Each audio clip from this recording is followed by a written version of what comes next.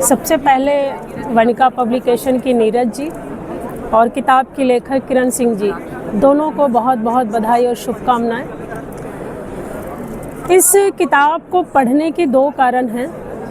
एक तो घटना के पूर्व घटना से अवगत होना, दूसरा घटना के बाद एक माँ के द्वारा एक बच्चे का चित्रण किया जाना।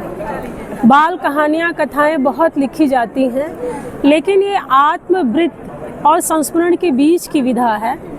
किसी विधा में एक नई विधा का सृजन अपने आप में बड़ी बात होती है। जिस तरह से किरण सिंह जी ने बहुत तटस्थ होते हुए, अतिरेक भावुकता से हमें बचाते हुए इस कथा को हम सबके सामने समर्पण के रूप में प्रेषित किया है, तो मुझे महादेवी वर्मा की वो पंक्ति याद आती है, तन समर्पित मन समर्पित चाहता हूँ देश की धरती, तुम्हें ये तन समर्पित हो। तो ये जीवन समर्पित करने की जो प्रक्रिया है, उसमें एक व्यक्ति चला जाता है, लेकिन उसके पास उसके बाद की जो अवस्था रहती है, उसमें क्या छूट गया था, क्या बच गया था। और जब किरण सिंह जी इस बात को रचती हैं, तो बहुत सहजता से ऋषि के उन दिनों को, उन क्षणों को, उन पलों को जिसमें वो थे, रहते, खेलते, और इनके जीवन में जो उनकी एक उपस्थिति बनी हुई थी, उस उपस्थिति में शून्यता आने के बाद उस शून्य में किस तरह का अंक उन्होंने जोड़ा है। इस वजह से इस किताब को भी पढ़ा जाना चाहिए।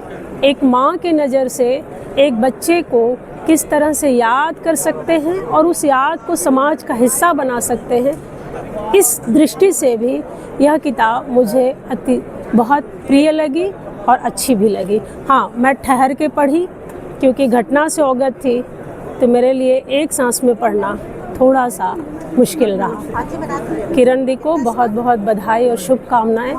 ऋषि के दिवंगत ऋषि को मेरी तरफ से विनम्र श्रद्धांजलि, और दुआ करूंगी कि वह धरती पर जब आएँ तो एक नए सृजन के साथ अपने होने को ज़रूर साबित करें। हम सब पुनर्जन्म के मानने वाले हैं। मैं ख़ास तौर से मानती हूँ कि हमारा पुनर्जन्म होता है। अगर ये आते हैं तो हम सबसे मिले कि हाँ, मैं ही ऋषि हूँ और मैं इस दुनिया को असमय इसलिए छोड़ कर गया कि मेरे पीछे दुनिया मुझे नचिकेता की तरह कैसे देख रही होती है। तो बहुत बहुत बधाई और शुभकामनाएं। आप